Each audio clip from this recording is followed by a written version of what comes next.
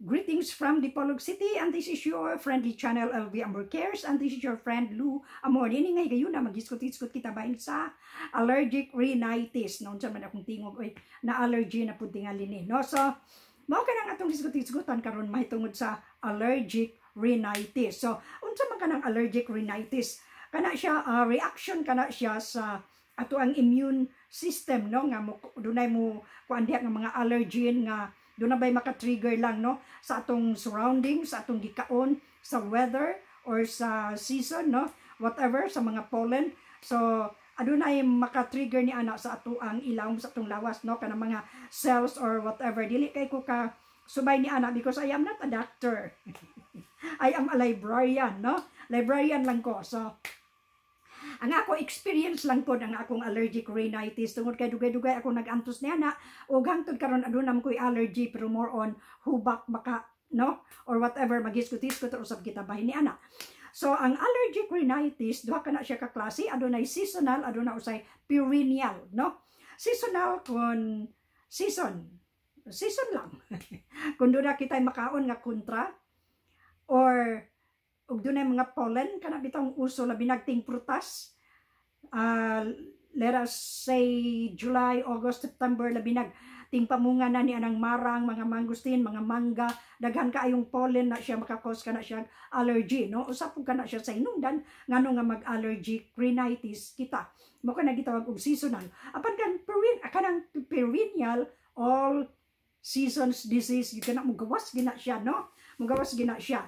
So mao kini ang atong bantayanan kaayo kanang mga seasonal ato nang timan-an nga kanang mga bulana mo andar ang atong allergic rhinitis tungod sa mga pollen labi na sa mga prutas or kung ma-expose kita ni anang mga kana bitong murag balhibuon bitaw nga mga prutas pre nang mabolo dunay mga higayon nga makakos kana siya allergy ang iyang palot no kay mura ba og medyo duna bay sabay nga ana niya oy gapason or whatever no. So ingon ana mao kana ang mga seasonal kanang pollen ni ana pre ng mangga ug season na ang mango daghan usang magka-allergy ni ana magkarat ang tutunlan labi nag atong kanon niya tamis kayo agi sa iya ang tagok no, agi sa tagok sa mangga makakos kana siya allergy. So uban pa nga mga prutas nga ang iyang mga tagok-tagok mokos gayud og allergy. So mao kana ang mga hinungdan kaayo ni anang allergic rhinitis. Ang uban ni ana sa dust no, sa abog labi na sa akong giingon sa previous video nato nga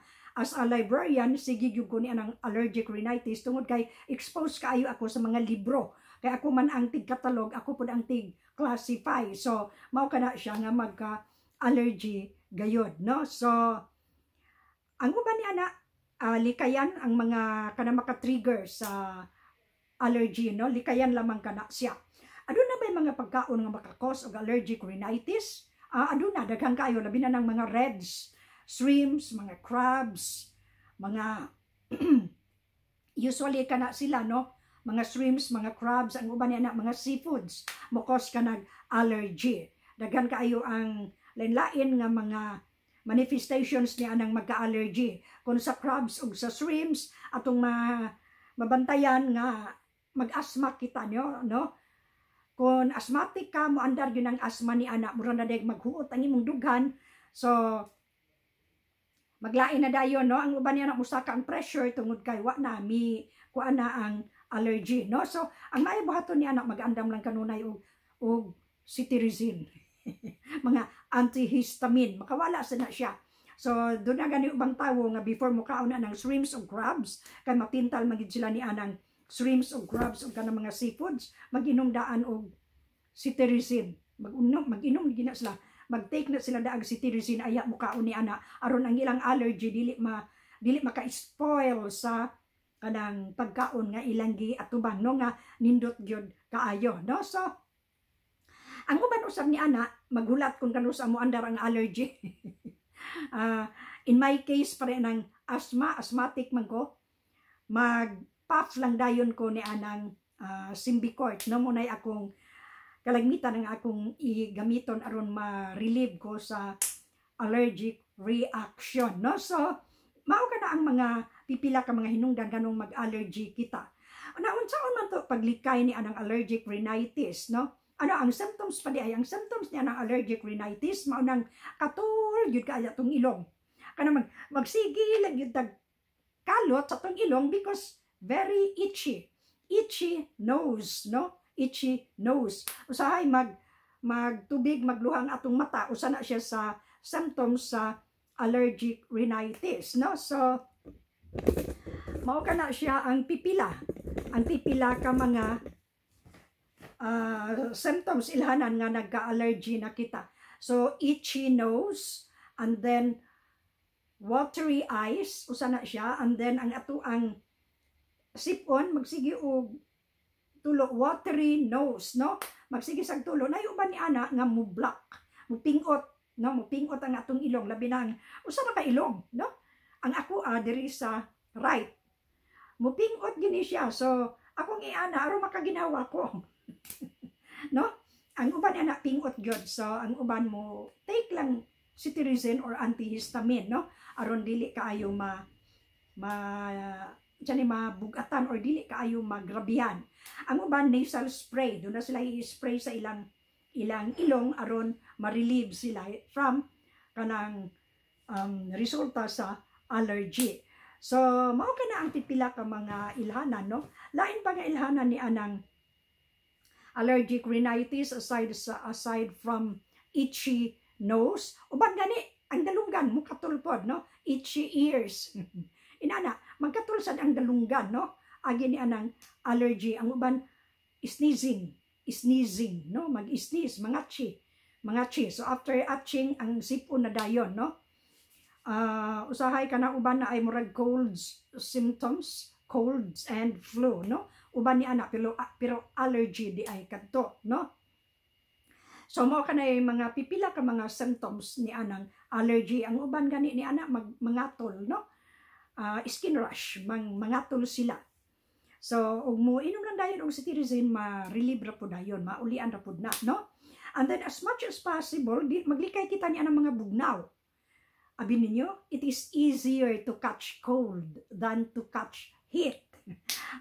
Komede.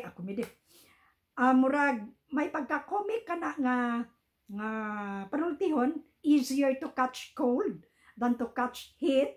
Pero tinuod ka na, maglikay kita ni anang mga bugnaw tungod kay makakos usab ka na siya. Magtulo dayon ang atong nose, watery dayon, no?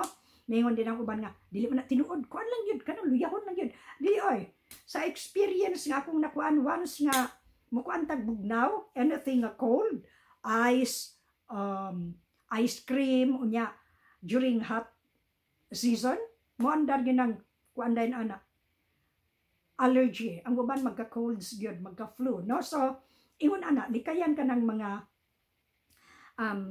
situation nga maka-trigger sa ato ang allergic rhinitis. Ang uban ni ana abog, no? So limpyuhan ang kwarto kanunay din ang mga bedsheet, no?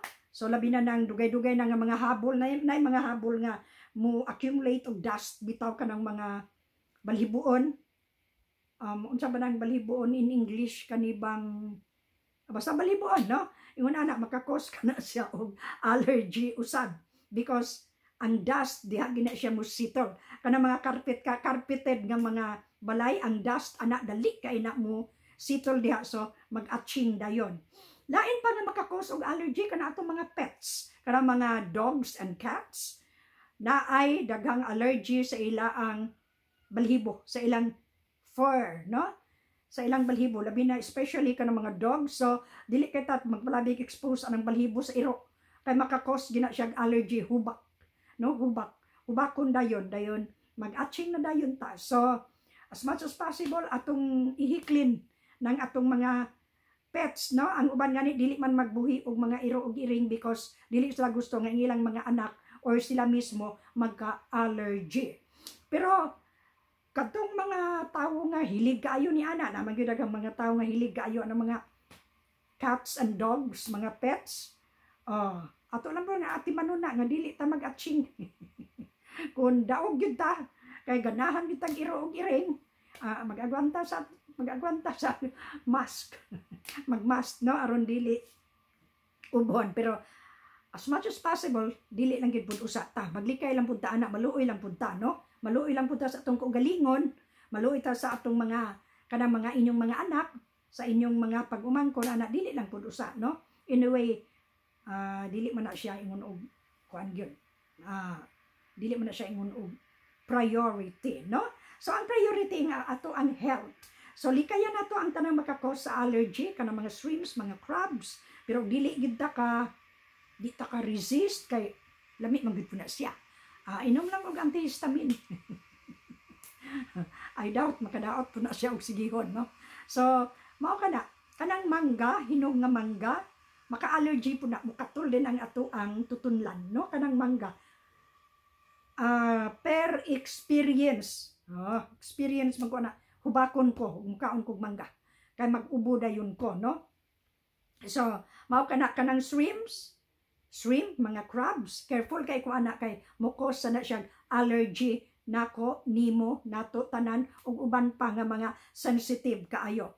Although kung batanon pa na mga batanon nga dili sensitibo ana ala kaon dre kaon dito, pero magkaedad na gani mga anak ako mong sultihan moabot na kitag 40, 50, 60 mudaghan ang atong bati-bation. So mintras bata pa hala banat kay inig-abot og 50, 60 wala na. Allergic rhinitis, asthma, sneezing, tanan mangguwa na, no? So mao mo lang kanang ang atong katong nahatag naman ato ang mga symptoms ni anang allergic rhinitis. So mao kadto katol kay ilong magpingot, usahay magdagayday ang sipon, watery eyes, itchy ears, dayon maghubak, sneezing, mao kana siya. So ang tambal ni ana sa uban antihistamine or mga cetirizine, no? Cetirizine or antihistamine nga mga tambal na may daghan dia over the counter man na na may uban nga dili mag kinahanglan og prescription sa doctor, so over the counter na ay daghan dia nga mapalit na to, o generic lang kay barato, no? So mao lang kana og dili gyud nato makaya, consult your doctor. Munay pinakamaayo nga buhaton, no? So murag ubay-ubay nang ato na discuss bahin sa allergic rhinitis o uban pang mga allergy. Hisugutan po nato ng ubang pang mga allergy sama ng mga hubag-hubag, no? Hubag-hubag kanang mga turok butoy, uban kanang mga anjanay kanang ilado kay nga hubag nga perti sa kita kanang matagtiki. Matagtiki, allergy man na siya. Usa na siya sa allergy na ako'y maayo nga i-share ni anang may tungod anang matagtiki, no? Allergy na siya. And so my usual extra, when the goings get rough and tough, looking unto Jesus, the author and finisher of our faith. Faith alone. Without faith, we can never please Him. So without the shedding of blood, there is no forgiveness of sins. So that's the truth, no? Man shall not live by bread alone, but by every word that proceeds out from the mouth of God. And then, labaw sa tanan, Jesus will forgive or can forgive our sins. Let us just go to the cross where Jesus died. Not necessarily the literal cross, pero go unto Jesus. So mulang kadto mga palangga, I might be boring sometimes pero insert din ako ang pulong sa Ginoo because that is my mission. That is the mission of this channel, sharing the word of God. Again, have a good and godly day, everyone, and please remember, Lou Amor cares for you, no? So love you all, guys. Palangga gud mo kaayo nako. Kamo nay may balo sa inyong buhaton aning ako ang video or channel. O ganahan mo, well, I would appreciate it very much if you can click all the clickables. Bye for now. Salamat kaayo. Love you all, guys. Have a good and godly day, everyone.